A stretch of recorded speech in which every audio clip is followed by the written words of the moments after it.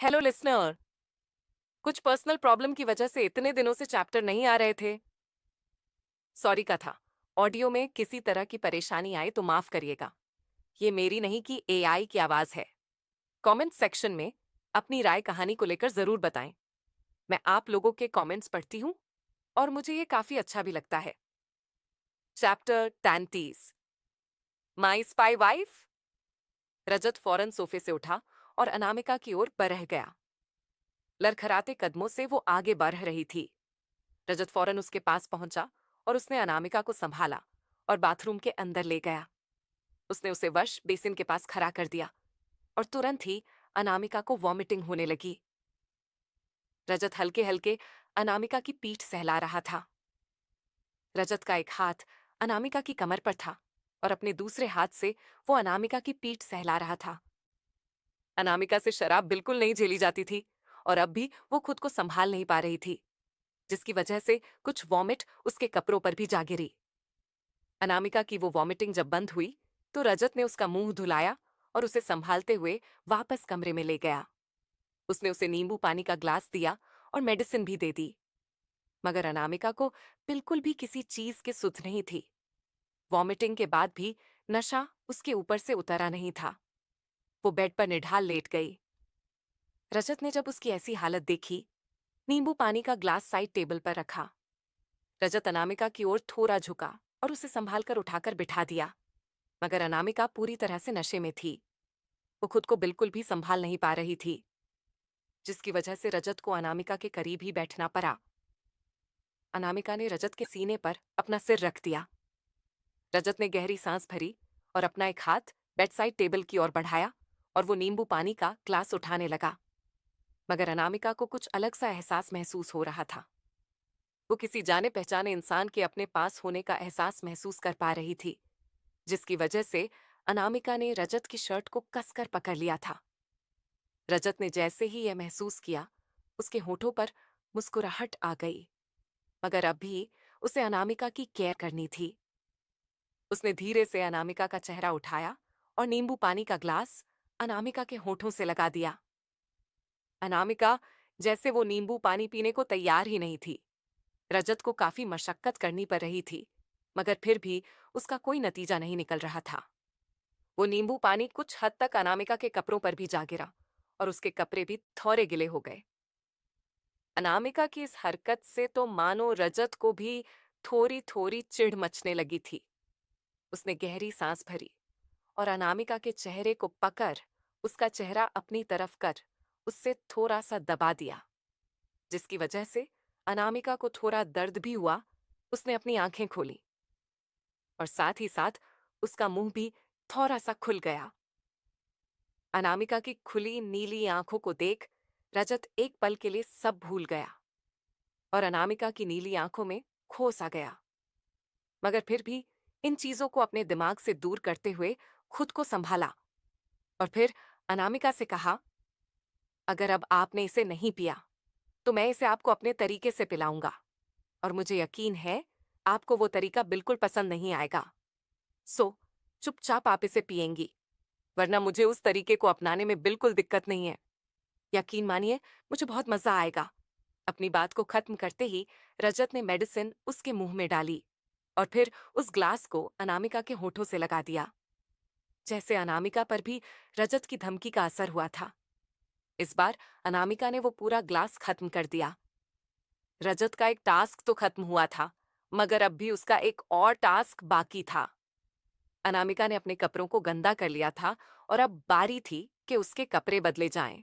मगर सवाल था कि कैसे, क्योंकि इस बात की भनक भी अनामिका को पड़ी। तो अगली सुबह रजत के लिए बिल्कुल अच्छी नहीं होने वाली। वो नींबू पानी पीते ही अनामिका फिर से बेड पर निढाल होकर गिर गई, मगर रजत अपना सिर पकड़ के बैठा हुआ था। नेक्स्ट मॉर्निंग सुबह की सुनहरी धूप अनामिका के चेहरे पर पड़ रही थी। धीरे धीरे अनामिका ने अपनी आंखें खोली। उसके सर में अब भी दर्द हो रहा था। उसने किसी तरह खुद को संभाला और बेड से उठकर बैठी। उसने बाहर की तरफ नजर डाली तो सूरज काफी तेज चमक रहा था। अब उसने नजरें घड़ी की तरफ की तो सुबह के 8:30 पर अनामिका की आंखें बड़ी हो गईं। हालांकि उसके सर में तेज दर्द हो रहा था। अनामिका बेड से नीचे उतरी तो उसके कदम लड़खड़ा गए, मगर इससे पहले कि वो गिरती, उसे किसी की मजबूत बाहों ने संभाल लिया। बाथरूम में रजत उसके सामने खड़ा था, जिसने उसे गिरने से बचाया था। वो उसी वक्त बाथरूम से बाहर आया था, जिस वक्त अनामिका अपनी नींद से जागी थी। रजत ने जैसे ही देखा कि अनामिका बेड से नीचे उतर रही है, तो वो फौरन अनामिका की ओर बढ़ गया था। उसे इस बात का अंदाजा था कि भले ही रात में उसने अनामिका को मेडिसिन जरूर दे दी थी, मगर अनामिका के सिर में अब भी दर्द जरूर होगा और वह कुछ देर के लिए खुद को संभाल नहीं सकती, और ऐसे में अनामिका को चोट भी लग सकती है। और यह सोच ही काफी थी। इस वजह से रजत अनामिका के पास वक्त रहते पहुंच गया था। इससे पहले कि वो गिरती, उसने तुरंत ही अनामिका को संभाल लिया। अनामिका ने नजरें उठाकर रजत को देखा। रजत के बालों से पानी टपक रहा था। ये कहना गलत नहीं होगा कि आज शायद पहली बार अनामिका ने ध्यान से रजत को देखा। उसकी गहरी काली आंखें, उन काली आंखों में हल्का सा नीला रंग। जहां एक तरफ अनामिका की आंखें पूरी तरह नीली थीं, तो वहीं रजत की काली आंखों में हल्का सा नहीं लग रहा था। रजत के बालों से पानी टपक रहा था, जो कि अनामिका के चेहरे पर भी गिर रहा था। पानी गिरने से अनामिका अपनी होश में आई। अनामिका को जैसी रजत की आंखों में किसी और की ही आंखें दिख रही थीं। वो हैरानी से रजत को देख रही थी। अनामिका जब रजत से दूर हुई, तो रजत बेडसाइड टेबल की ड्रॉर को खोला, उसमें से मेडिसिन निकालकर अनामिका की ओर बढ़ा दिया। अनामिका ने एक नजर उस मेडिसिन को देखा, फिर अपनी नजरें रजत की ओर कर दी। रजत ने भी तुरंत ही अनामिका की आंखों में सवाल को पढ़ लिया, जिस पर उसने तुरंत ही अनामिका को जवाब दिया, हैंगओवर के लिए है, आराम मिलेगा आपको, ले लीजिए। अनामिका जैसे कुछ सोच रही थी, उसने हिचकिचाते हुए वो मेडिसिन रजत से ले ली, मगर वो किसी ख्याल में थी और ये बात रजत भी देख सकता था। हालांकि वो ये नहीं बता सकता था कि इस वक्त अनामिका क्या सोच रही होगी। अनामिका की नजरें अनजाने में ही फिर से रजत के ऊपर गईं। उसने वक्त देखा तो वापस वॉशरूम की ओर बरहने लगी, मगर तभी उसका ध्यान खुद उस पर गया। अनामिका ने इस वक्त एक फुल लेंथ वाइट बाथरोब पहना हुआ था। अब अनामिका ने अपनी बॉडी पर ध्यान दिया। उसे महसूस हुआ कि उसने अंदर कुछ पहना नहीं है। उसकी बॉडी पर बस ये एक बर्थ रोब ही है।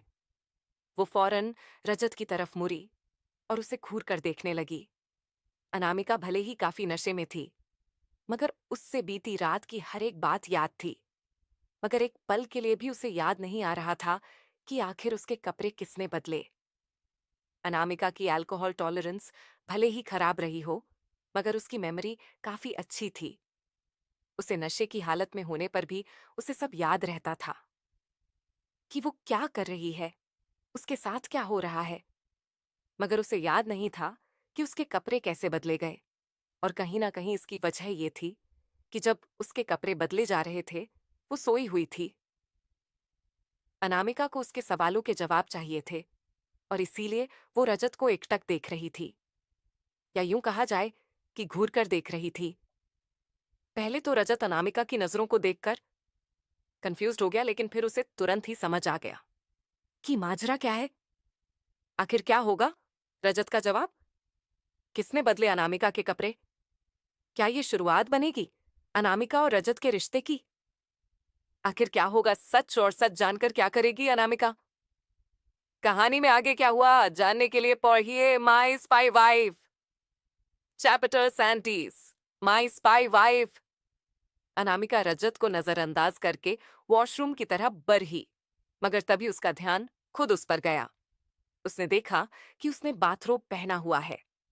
उसने अपनी बॉडी को फील किया तो उसे पता चला कि उसने अंदर भी कुछ नहीं पहना। अनामिका घूरकर रजत को देखने लगी। पहले तो रजत को अनामिका की नजरों का मतलब समझ नहीं आया, मगर उससे ज्यादा देर नहीं लगी इस बात को समझने में।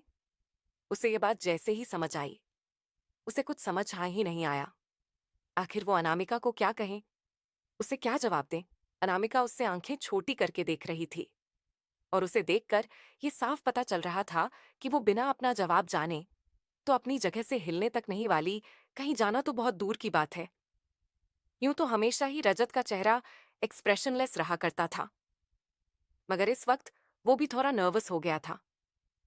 वो अपनी नर्वसनेस छुपाने की पूरी कोशिश कर रहा था, और जिसमें वो कुछ हद तक कामयाब भी था। अनामिका की बातों को नजरअंदाज करने की कोशिश करते हुए रजत अनामिका को क्रॉस करके आगे बढ़ गया। उसने अपना टॉवल, जिससे वो सर पूछ रहा था, उसे बेड पर फेंक दिया। उसका बर्ताव कुछ ऐसा था जैसे अनामिका की बातें बेफिजूल हो। वो बहुत आराम से क्लोजेट की तरफ बढ़ा रहा। क्लोजेट की तरफ जाते रजत ने कहा, don't worry servant, change your cloth. अपनी बात खत्म करते ही रजत ने अपने गले से घूंट नीचे उतारी।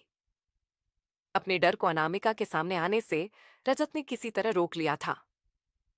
अनामिका को भरोसा नहीं हो रहा था, मगर अब जब रजत ने कह ही दिया था तो वो कुछ कर भी नहीं सकती थी। अनामिका क्लोजेट रूम की तरफ गई और वहां से उसने अपने लिए कुछ कपड़े लिए, फिर वॉशरूम में चली गई। इस दौरान रजत की मानो सांसें अटकी पड़ी थीं। वॉशरूम का दरवाजा बंद होने की आवाज आई तो रजत ने एक गहरी सांस भरी और अपनी आंखें बंद की, जिसके बाद रजत के दिमाग में कल रात की बातें चलने लगीं। फ्लैशबैक। रजत बीती रात के बारे में याद कर रहा था। अनामिका बेड पर सोई हुई थी और रजत उसके बगल में अपना सिर पकड़े बैठा हुआ था।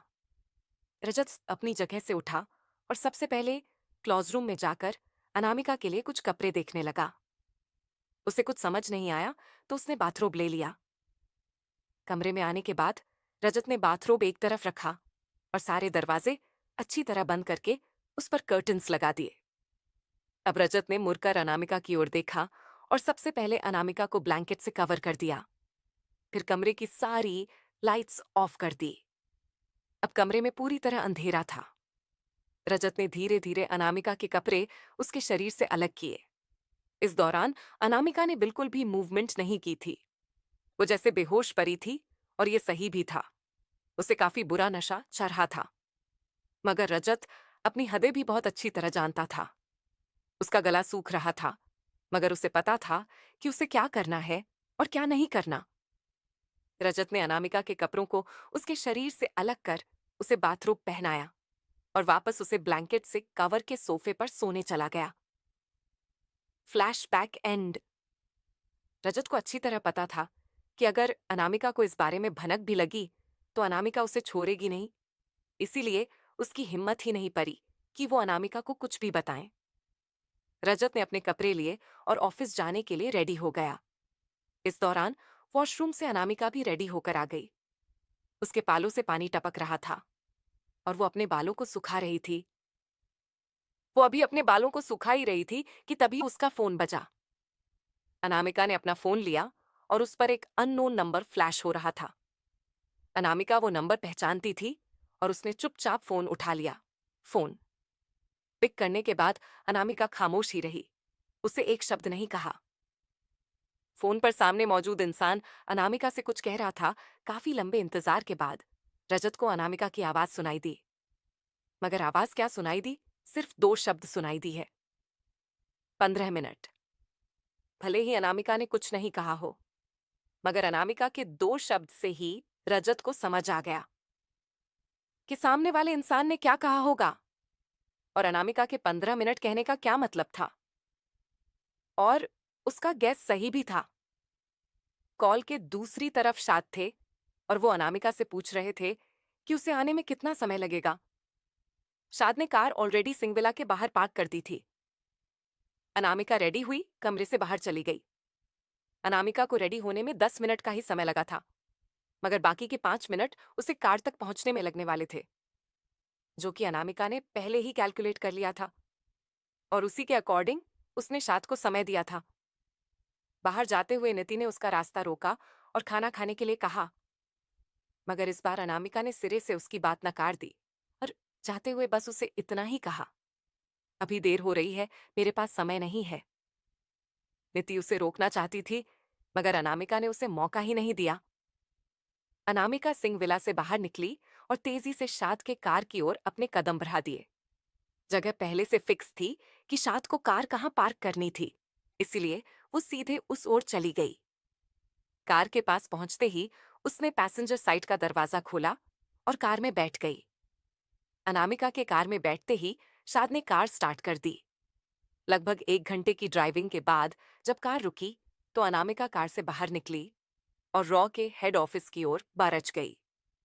आज का दिन अनामिका के लिए काफी इंपॉर्टेंट था क्योंकि आज ही हायर ऑफिसर्स की मीटिंग होने वाली थी। अनामिका एलिवेटर के अंदर गई। कुछ ही देर में एलिवेटर का दरवाजा वापस खुला और अनामिका एलिवेटर से बाहर निकली। शायद अनामिका के साथ ही थे। अनामिका ने सीधे अपने कैबिन की ओर अपने कदम बढ़ा दिए और शायद अनामिका के पीछे उसके कैबिन की ओर जा रहे थे। बढ़ाते हुए अचानक से अनामिका के कदम रुके। उसके सामने कोई आ गया था। अनामिका ने अपने सामने खड़े इंसान को देखा। वो कोई और नहीं, ऑफिसर शिनॉय थे। अनामिका के चेहरे पर कोई एक्सप्रेशंस नहीं थे, मगर शिनॉय के फेस पर एक डेडली लुक था।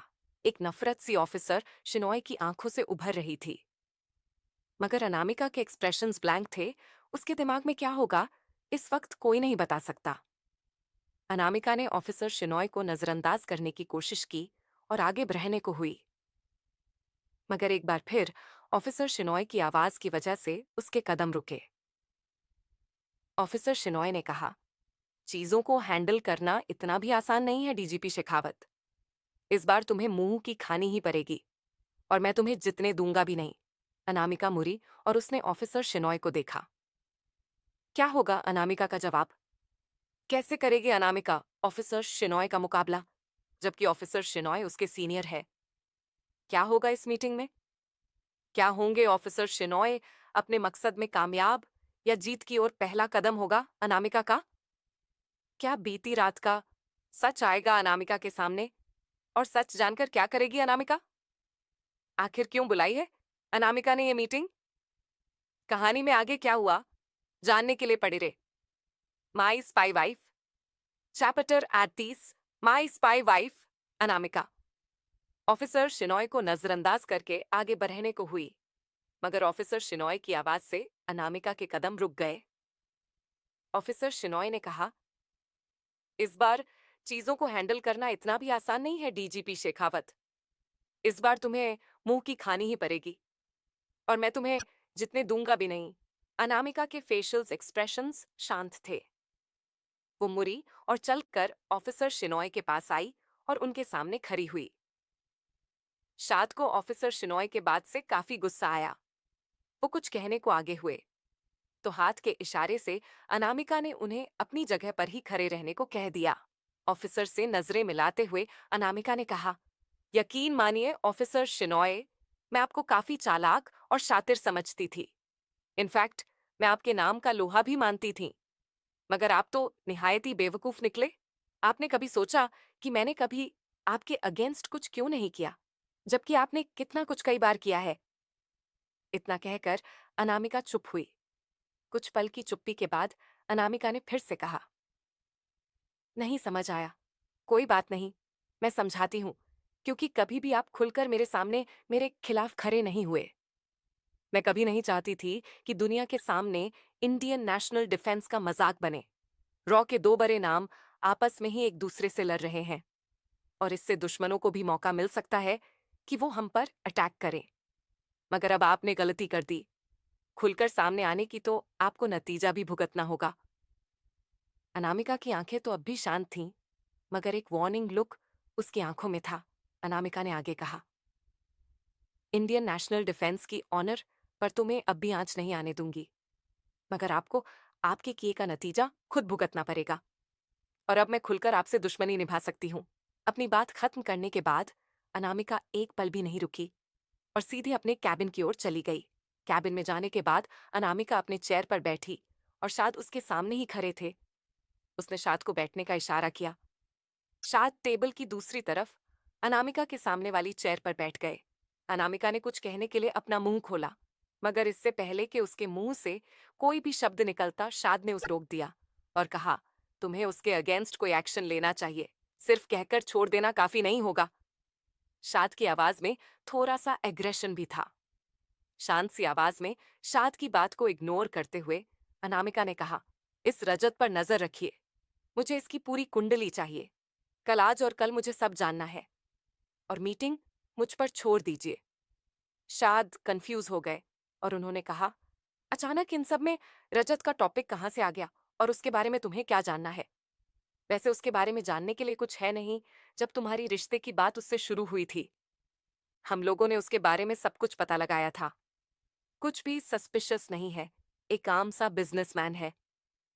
शाद की बात सुनकर अनामिका ने अपनी आईब्रोज टेरी की। उसकी आंखें बहुत कुछ कह रही थीं। बहुत से सवाल उसकी आंखों में थे। जैसे शाद की बात बेकार हो, अनामिका ने कहा। रियली एक आम सा बिजनेसमैन है। अनामिका के लहजे में एक सार्केज्म था। उसने आगे, तो ये बताइए, रजत मार्शल आर्ट्स की ऐसी स्किल्स कैसे जानता है जिन्हें हम जैसे लोगों को सीखने में भी 1 साल का वक्त लगा था? और उन स्किल को आम इंसान को नहीं सिखाया जाता। जितना कहा है उतना करिए। मुझे इसकी पूरी कुंडली चाहिए और वो रिपोर्ट भी जो आप लोगों ने रेडी की थी।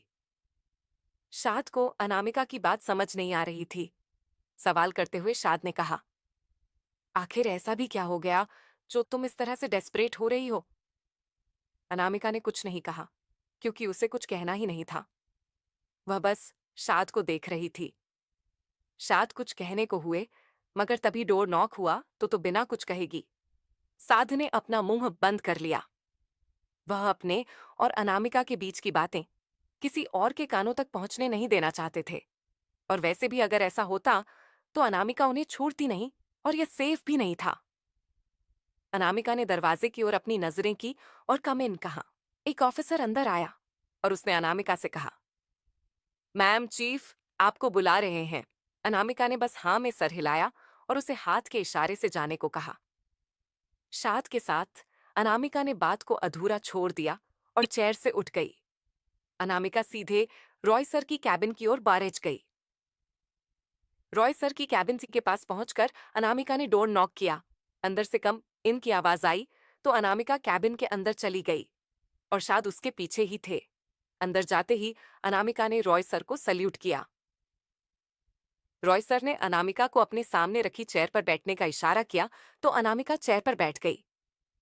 अनामिका के बैठते ही रॉय सर ने उसकी तरफ एक फाइल बढ़ा दी। अनामिका ने वो फाइल ली और उसे पढ़ने लगी। कुछ 10 मिनट में ही अनामिका ने उस फाइल को पूरा पार रच लिया। फाइल को वापस टेबल पर रखते हुए अनामिका बोली, I am not part of SPG sir. ये मेरा काम नहीं है और मैं रजत की सिक्योरिटी का चार्ज अपने हाथों में नहीं लूंगी। मैं एक डीजीपी हूं, पर्सनल बॉडीगार्ड नहीं। आप ये काम किसी और को हैंड ओवर करें। एक तो वैसे ही इस बेकार की झमेले में फंस चुकी हूं। इन सबसे निकलने की जगह आप चाहते हैं कि अब हर वक्त रजत के आसपास भटकती रहूं और उसके साथ अपना रिश्ता संभालूं ताकि मैं उसकी सिक्योरिटी हैंडल कर पाऊं।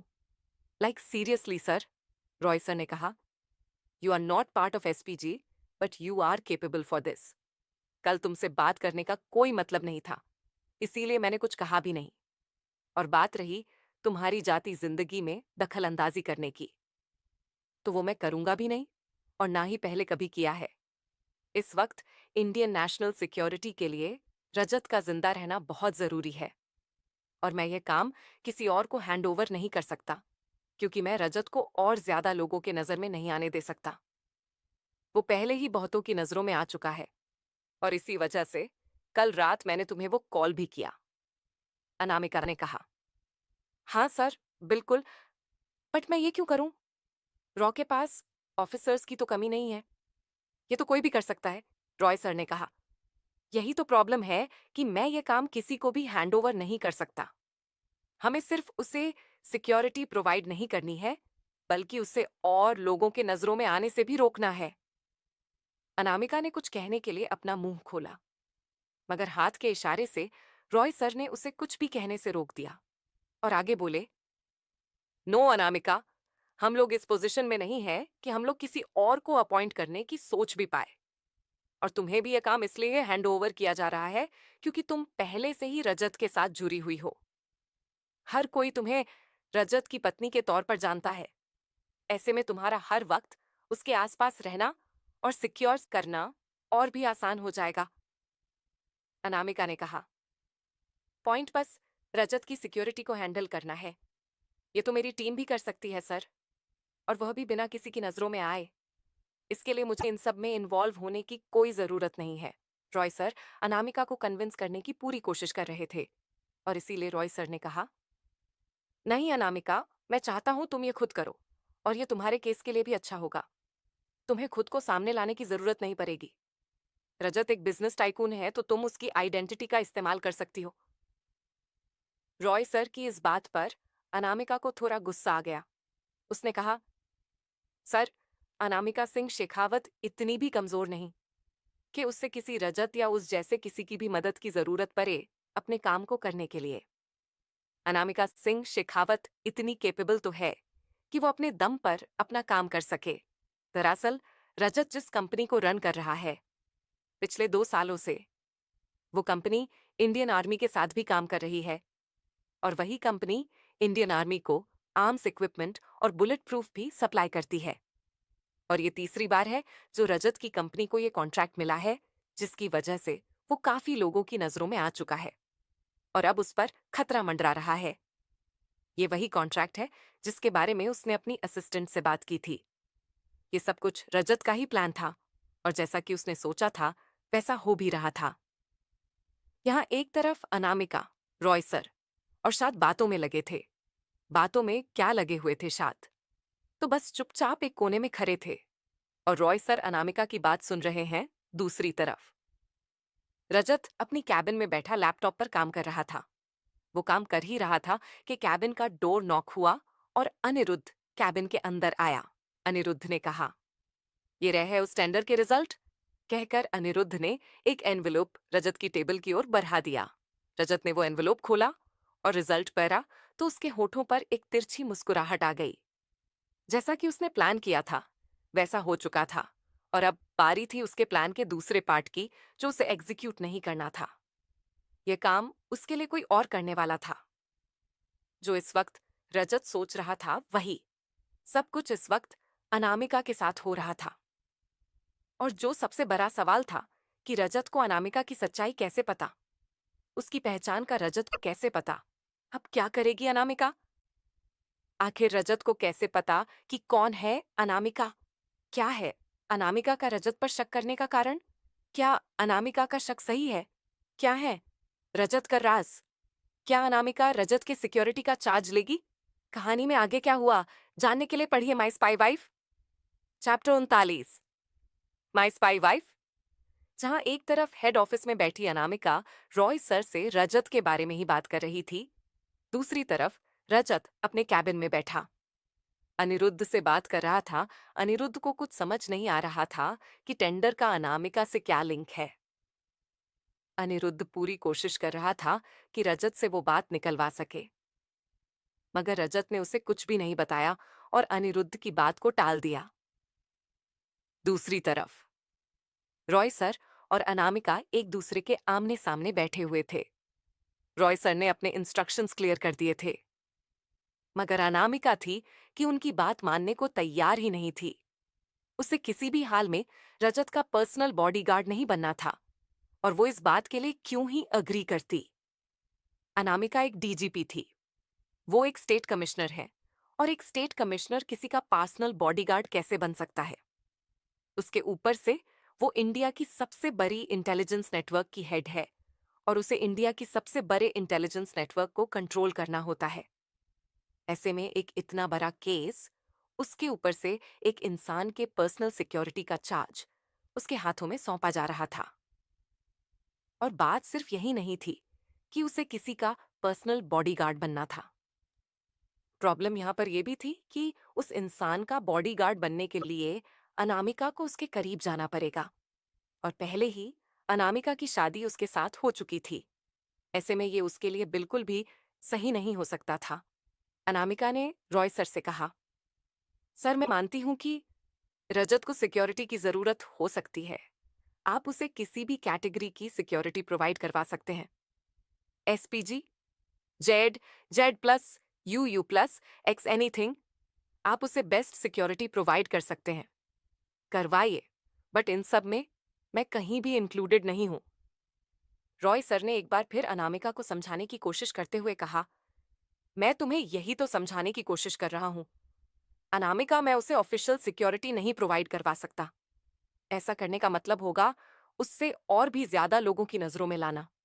इस वक्त अगर वो और ज्यादा लोगों की नजरों में आया तो खतरा और बढ़ेगा। तुम्हें इन सब का चार्ज इसलिए दिया जा रहा है क्योंकि तुम बिना किसी की नजरों में आए उसे बेस्ट सिक्योरिटी प्रोवाइड कर सकती हो और कोई तुम पर शक भी नहीं कर पाएगा। इतना कहने के बाद रॉय सेल ने एक गहरी सांस ली और ग्लास में रखे पानी से कुछ घूंट पिया। फिर अनामिका से कहा, तुम एक बार उस फाइल को देखो जिसमें रजत का प्रोजेक्ट है। वो इंडियन आर्मी को जो एमिनेशन जो टेक्नोलॉजी प्रोवाइड करवा रहा है वो बेस्ट है। हमें ना सिर्फ बेस्ट टेक्नोलॉजी, बेस्ट वेपन्स मिल रहे हैं, बल्कि ये आधे से भी कम कॉस्ट में हमें प्रोवाइड करवाए जा रहे हैं। ये बहुत अच्छा है इंडियन आर्मी के लिए। इसकी वजह से हमारी इंडियन आर्मी की पावर और इंक्रीज होगी। और ये सब कुछ सिर्फ तब तक मुमकिन हो सकता है जब तक रजत जिंदा है, क्योंकि ये वो टेक्नोलॉजीज है जो खुद रजत ने बनाई है। अपनी लास्ट लाइन को कहते हुए रॉय सर की आवाज थोड़ी धीमी पड़ गई। उनकी आवाज से ऐसा लग रहा था जैसे उन्होंने अपनी आखिरी कोशिश भी कर ली और अब सब कुछ बस अनामिका के फैसले पर ही निर्भर करेगा। अनामिका कुछ कहने को हुई, मगर उसी वक्त एक आवाज ने अनामिका की बात को काट दिया। अनामिका ने अपनी नजरें उठाईं और घड़ी की तरफ देखा। 10 बज चुके थे और ये आवाज उसी घड़ी से आ रही थी जो कि 10 बजाने का इशारा कर रही थी। अनामिका ने जैसे ही ये देखा कि सुबह के 10 बज चुके हैं, उसने रॉय सर से कहा, सर इस टॉपिक पे हम मीटिंग के बाद डिस्कस करेंगे। हमारे पास मीटिंग के लिए सिर्फ 45 मिनट का ही वक्त है। 10:45 में मीटिंग है और इस मीटिंग इंपॉर्टेंस आप भी अच्छी तरह जानते हैं। अपनी बात खत्म करते ही अनामिका चेयर से उठी 2 कदम पीछे हटकर उसने रॉय सर को सल्यूट किया और फौरन ही कैबिन से बाहर की ओर अपने कदम बढ़ा दिए। अनामिका दरवाजे पर पहुंची। पीछे से रॉय सर ने उससे कहा, इस मीटिंग में तुम्हारे 100% की नहीं, 1000% की जरूरत पड़ेगी। Anamika, you have to do the best. Anamika मुड़ी और रॉय सर को देखकर हाँ में सिर हिलाया और फौरन कैबिन से बाहर चली गई। अनामिका सीधे अपने कैबिन में गई और लैपटॉप ऑन किया और काम करने लगी। जहां लैपटॉप पर अनामिका की उंगलियां लैपटॉप पर भाग रही थीं, वहीं वक्त भी तेजी से भाग रहा था। शाद भी अनामिका के सामने वाली चेयर पर बैठे हुए थे और वो अब भी अपनी लैपटॉप पर काम कर रहे थे। जैसे ही घड़ी में 10:40 हुए, अनामिका की वॉच में एक बीप की आवाज सुनाई देने लगी। अनामिका ने अपना लैपटॉप बंद किया और मीटिंग रूम की ओर बारिश गई। अनामिका जब तक मीटिंग रूम में पहुंची, सारे ऑफिसर्स आ चुके थे और अपनी अपनी चेयर पर बैठ चुके थे। अनामिका कैबिन के अंदर आई और उसने पूरे मीटिंग रूम का जायजा लिया। हेड चेयर पर रॉ चीफ यानी कि रॉय सर बैठे हुए थे। उनके राइट साइड पर नेशनल सिक्योरिटी एडवाइजर NSA और लेफ्ट साइड पर आर्मी चीफ बैठे हुए थे। बाकी के साइड सीनियर दूसरे ऑफिसर अपने अपने पोजीशंस के अकॉर्डिंग बैठे हुए थे। उन्हें चेयर्स के बीच की एक चेयर पर ऑफिसर शिनॉय भी बैठे हुए थे। एक पल के लिए अनामिका की नजर ऑफिसर शिनॉय पर भी पड़ी, मगर फिर उसने अपनी नजरें मोड़ ली अनामिका सीधे रॉय सर के ठीक सामने सेकंड हेड की चेयर पर बैठी, क्योंकि आज अनामिका ही इस मीटिंग को कंडक्ट करने वाली थी और उसी के कहने पर ही इस मीटिंग को रखा गया था। चेयर पर बैठते ही अनामिका ने सब पर एक नजर दोबारा डालें। अनामिका की नजरें इस शांत मगर गहरी और खतरनाक थीं, मगर वहां मौजूद हर एक सीनियर ऑफिसर के लिए रिस्पेक्ट भी उसकी आंखों में साफ थी। वहां मौजूद सभी सीनियर ऑफिसर्स अनामिका से एक्सपीरियंस और उम्र में बने थे। ज्यादातर ऑफिसर्स मिडिल एजेस के ही थे। अनामिका वहां मौजूद सभी ऑफिसर्स में से सबसे ज्यादा यंग थी।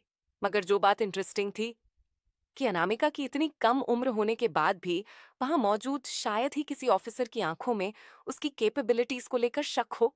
अनामिका ने अपने लेफ्ट साइड बैठे हुए शाद की ओर इशारा किया। शाद अपनी चेयर से उठे और मीटिंग हॉल की लाइट्स ऑफ कर दी। प्रोजेक्टर ऑन हुआ और कई सारे फोटोग्राफ एक के बाद एक फ्लैश होने लगे, जिसमें से कई फोटोग्राफ आफ्टर ब्लास्ट थे कुछ किलिंग्स के थे, और इसी तरह के अलग अलग फोटोग्राफ एक के बाद एक फ्लैश होने लगे। अनामिका के हाथों में एक छोटा सा डिवाइस था, जो कि एक हथेली जितना ही बड़ा होगा, और उसके अंदर से एक ग्रीन लेजर लाइट निकाल हो रही थी। अनामिका अलग अलग फोटोग्राफ पर अलग अलग पॉइंट्स को उन ऑफिसर्स के सामने शो करते हुए उन्हें केस की कई डिटेल्स दे रही थी। अनामिका ने सबसे पहले केस की वो इन्वेस्टिगेशन ऑफिसर के सामने रखी, जो पहले ही की जा चुकी थी। उसके बाद उसने अपने रिसर्च वर्क को भी सारे ऑफिसर के सामने रखा। जो भी उसने ढूंढा था, जो अभी क्लू उसे मिले थे, उसकी काफी सारी डिटेल्स उसने रिवील तो दी, मगर सारी डिटेल्स नहीं। वहां मौजूद सभी ऑफिसर बहुत ही ध्यान से अनामिका की बातों को सुन रहे थे और उसके अभी तक के वर्क को देख रहे थे। ये सब कुछ लगभग 1.5 घंटे तक चलता रहा। 1.5 घंटे बाद प्रोजेक्टर ऑफ हुआ और मीटिंग रूम की लाइट्स ऑन हुई। अनामिका ने कहा, अभी तक का मेरा जो भी रिसर्च वर्क है, वो मैंने आप सबको डिटेल्स में समझा दिया है। बट मैंने कई बातें जो अब तक आप लोगों को नहीं बताई है, और उसके पीछे मेरे रीजन है, और मैं इस पर सिर्फ इतना कह सकती हूँ कि इस बात को अभी रिवील करना नेशनल सिक्योरिटी को और भी ज्यादा खतरे में डालना होगा, और इसी वजह से मैंने इन डिटेल्स को इस मीटिंग में आप लोगों के सामने नहीं रखा। मेरे अभी तक के एनालिसिस की रिपोर्ट से आपको ये तो समझ आ ही चुका होगा कि मैं इस केस को हैंडल करने के लिए पूरी तरह से केपेबल हूँ। अनामिका ने अब तक अपनी बात भी खत्म नहीं की थी। वो और कुछ भी कहना चाहती थी, मगर तभी उसकी बात को बीच में ही काटते हुए एक हाथ ऊपर उठा और एक आवाज आई,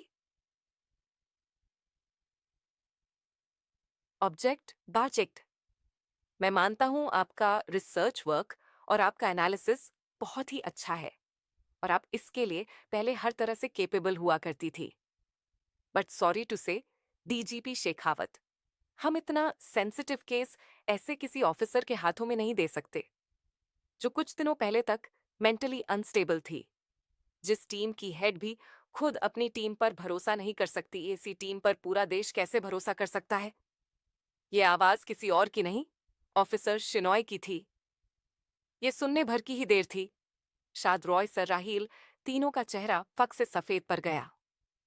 उन तीनों में से किसी को भी ये बात समझ नहीं आ रही थी कि ये बात शिनॉय तक कैसे पहुंची, और वो क्या क्या जानता है। क्या अनामिका लड़ने से पहले ही हार जाएगी? कैसे पहुंची ऑफिसर शिनॉय तक ये बात, और क्या जानते हैं ऑफिसर शिनॉय अनामिका के बारे में? क्या इस मीटिंग का फैसला होगा अनामिका के हक में या नहीं? क्या इस मुसीबत से खुद को निकाल पाएगी अनामिका, या सचमुच उसे मुंह की खानी पड़ जाएगी? कुछ और भी है ऐसा जो आने वाला है सामने? कहानी में आगे क्या हुआ, जानने के लिए पढ़िए माई स्पाई वाइफ। चैप्टर 40, माई स्पाई वाइफ।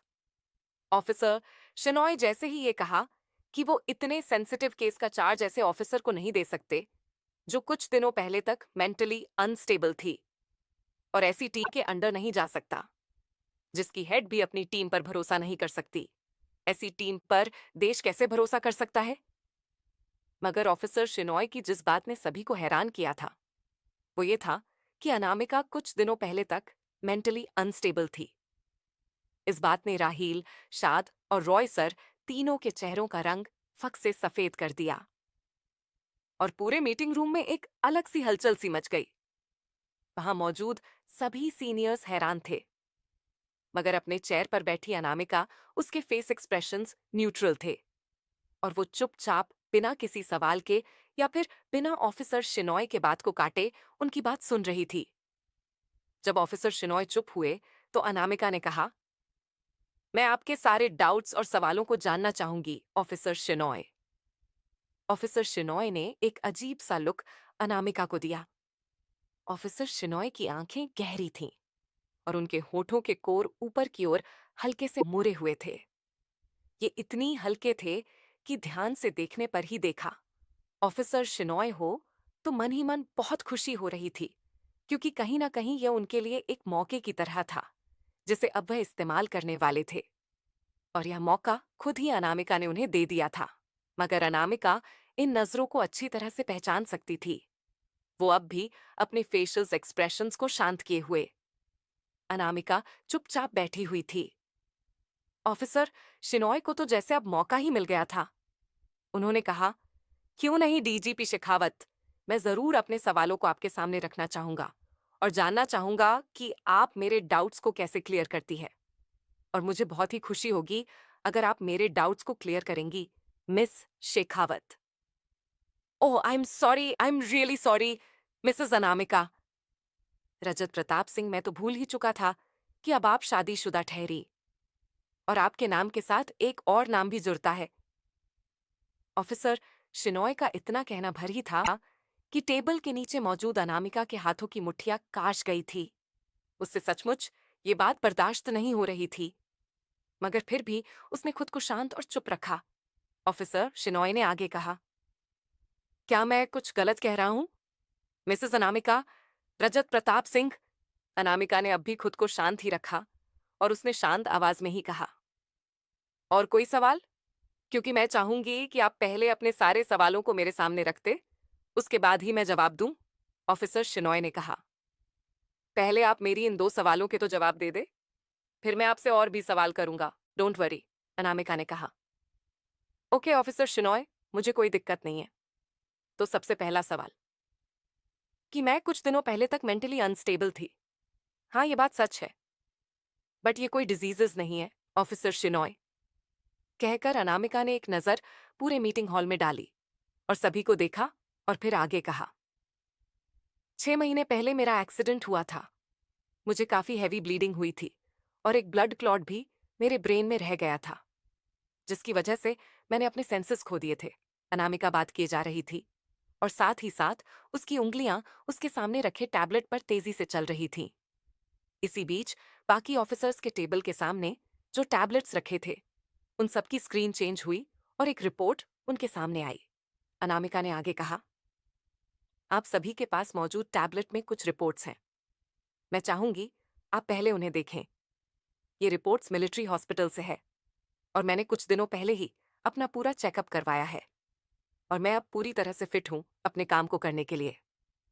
सभी ऑफिसर्स ने उन रिपोर्ट्स को देखा और अच्छे से पिए रहने के बाद वो सभी अनामिका की बात से अग्री भी हो गए। अब अनामिका अपनी चेयर से खड़ी हुई और कुछ कदम पीछे हट, ठीक प्रोजेक्टर के सामने खड़ी हुई और आगे कहा, and the second thing officer Shinoy, Mrs Anamika Rajat Pratap Singh, मैं आपको आपके सवाल का भी जवाब देती हूँ। सबसे पहली बात तो ये मेरा पर्सनल मैटर है और इसका मेरे काम के साथ कोई लेना देना नहीं, मगर आपने फिर भी सवाल उठाया है तो मैं आपको आपके सवाल का जवाब जरूर दूंगी। मेरे ऑफिसर्स को चुनना था या तो अपनी हेड या फिर अपनी कंट्री की सिक्योरिटी, और उन्होंने अपनी कंट्री की सिक्योरिटी को सादा प्रायोरिटी दी और मैं उनके इस डिसीजन को अप्रिशिएट करती हूँ। उनकी जगह पर खुद मैं भी होती तो शायद ऐसा ही कुछ डिसीजन लेती। मुझे उनसे कोई शिकायत नहीं है। मैं मानती हूँ हमारे फैसले हमारी कैपेबिलिटीज दिखाते हैं, बट मेरी टीम कैपेबल है और उन्होंने अपने इस डिसीजन से ये बात साबित कर दी। अनामिका ने अपनी नजरें ऑफिसर शिनॉय पर टिकाईं और उनकी आंखों में देखते हुए आगे कहा, एंड बात रही मेरी टीम पर मेरे भरोसे की, तो मुझे अपनी टीम पर पूरा भरोसा है। उस वक्त मेरी टीम ने मेरे लिए जो डिसीजन लिया, भले ही वो सही ना हो, मगर वो गलत बिल्कुल नहीं था।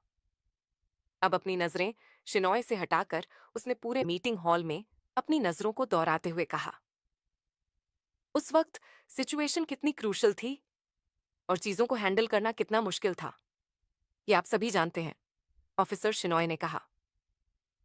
Oh really, DGP Singh, situations इतनी ही क्रिटिकल थी तो उस सिचुएशन को ठीक करने की जगह आपके ऑफिसर्स ने आपसे पल्ला झाड़ दिया, आपको यूं ही छोड़ दिया, बलि का बकरा आपको ही बना दिया।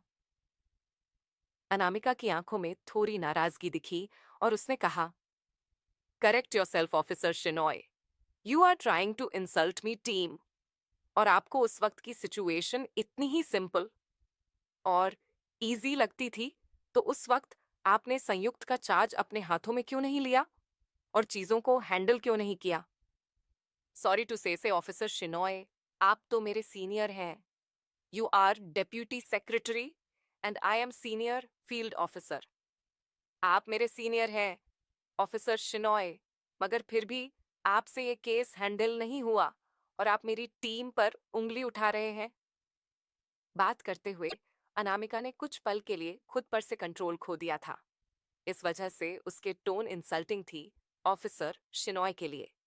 अनामिका को जैसे ही इस बात का एहसास हुआ, उसने फौरन ही अपनी टोन चेंज की और उसने आगे कुछ नहीं कहा।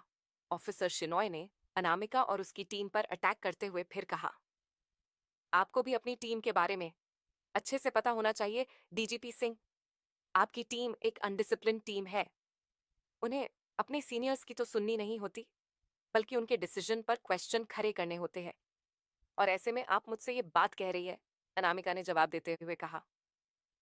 सवाल करना उनके राइट्स हैं ऑफिसर शिनॉय, क्योंकि जान उनकी दांव पर लगी होती है। हम लोग तो सिर्फ प्लान बनाते हैं, बट उन्हें एग्जीक्यूट उन ऑफिसर्स को करना होता है, तो वो सवाल करेंगे ही। और आपका ये काम है कि आप अपने फैसलों पर उन्हें यकीन कराएं, उन्हें अपने कॉन्फिडेंस में लें, और ऐसे सिचुएशन में जब वह खुद अपने आप पर ही भरोसा ना कर पाए, तब आप पर भरोसा करें। एक लीडर ऐसा ही होना चाहिए, और मैंने हमेशा से ही अपनी टीम के साथ ऐसे ही काम किया है। वो मुझसे भी सवाल करते हैं, और ये उनके राइट्स, और मैं उनके डाउट्स को क्लियर करती हूँ हर बार, ताकि उन्हें कभी ऐसा ना लगे कि उनकी जिंदगी को हम हल्के में लेने रहे हैं। डिफेंस का कोई भी सेक्टर हो, जब कोई भी ऑफिसर मरता है तो उसमें एक ऑनर, एक रिस्पेक्ट मिलती है। मगर हम जैसे कोई जब मरते हैं, रिस्पेक्ट और ऑनर छोड़िए, हमें हमारी मिट्टी ही मरने के बाद मिल जाए, अरे हम तो वो है जिन्हें अपनी मिट्टी में दम तोड़ना भी नसीब नहीं होता। इस दुनिया में कोई भी कंट्री हो, कोई भी आर्मी हो, सिक्योरिटी हम जैसे लोगों पर डिपेंड करती है। उसकी इंडिपेंडेंस हम इंटेलिजेंस ऑफिसर्स की वजह से होती है, क्योंकि अगर वक्त रहते कोई इन्फॉर्मेशन ना प्रोवाइड करवाई जाए तो सेना रहेंगी ही नहीं। अनामिका की आवाज में एक गुस्सा, एक फ्रस्ट्रेशन थी। ऐसा होता भी क्यों नहीं ऑफिसर शिनॉय ने आखिर का उसकी टीम और उसके डिसिप्लिन पर सवाल उठाए थे। अनामिका ने आगे कहा, फॉर एग्जाम्पल 1971 एयर अटैक, क्या हमें उस अटैक का पहले से पता नहीं था? क्या पहले से ही हमारी एयरफोर्स को हाई अलर्ट पर नहीं रखा गया था? 72 घंटे से वो लोग रेड अलर्ट पर नहीं थे। और ये सब किसकी बदौलत था? हमारे इंटेलिजेंस की वजह से था। सो आप हमारी इंटेलिजेंस पर या फिर संयुक्त की कैपेबिलिटीज पर सवाल न उठाएं ऑफिसर शिनॉय। अपनी बात को खत्म करते ही अनामिका ने खुद को शांत करने के लिए एक गहरी सांस भरी और सभी ऑफिसर्स की तरफ देखते हुए थोड़े गुस्से के साथ ही कहा, रिस्पेक्टेड सीनियर्स, अगर आप लोग चाहते हैं कि मैं ये केस टेक ओवर करूं और ये जो कुछ भी हुआ है इन्हें रिजॉल्व करूं और इंडियन नेशनल डिफेंस को फिर से वही प्रोटेक्शन संयुक्त के थ्रू प्रोवाइड कर आऊं, तो आपको मेरी शर्त माननी होगी। और मेरी शर्त है, मुझे आप लोगों से जब भी जो भी इंफॉर्मेशन चाहिए होगी इस केस के रिगार्डिंग, आप लोग मुझे प्रोवाइड करवाएंगे, और उस टॉपिक के रिगार्डिंग मुझे हर एक छोटी बड़ी इंफॉर्मेशन चाहिए होगी। अगर आप मेरी से एक शर्त पर अग्री करते हैं, तभी मैं इस केस को टेक ओवर करूंगी। अनामिका की शर्त को सुनकर वहां बैठे सभी लोग हैरान थे, यहां तक कि रॉय सर भी इस बात को सुनकर सन्न रह गए। उन्होंने भी ऐसा कुछ अनामिका से एक्सपेक्ट नहीं किया था। इन सब का कारण यह था कि किसी भी ऑफिसर को जो स्पेशली फॉर रॉ, उसे दूसरे सेक्टर्स के इंफॉर्मेशन नहीं दिए जाते थे। और अगर कोई ऑफिसर दूसरे सेक्टर्स की बस इंफॉर्मेशन अपने पास रखें या जानने की कोशिश करें, तो ये एक सिवियर क्राइम की तरह देखा जाता था, और उसकी काफी कड़ी सजा भी होती है। कभी भी किसी भी सेक्टर्स के ऑफिसर्स के पास अलग अलग सेक्टर्स के इंफॉर्मेशन नहीं होते। उनके पास सिर्फ उनके अपने सेक्टर्स से रिलेटेड इंफॉर्मेशन ही हो सकते हैं। अनामिका की शर्त को सुनने के बाद क्या होगा सभी ऑफिसर्स का फैसला? क्या ऑफिसर शिनॉय अब भी करेंगे अनामिका पर कोई वार? इस केस के रिगार्डिंग क्या है अनामिका का प्लान? क्या चल रहा है अनामिका के दिमाग में? क्या होगा इस मीटिंग का फैसला? कहानी में आगे क्या हुआ जानने के लिए पढ़िए माई स्पाई वाइफ।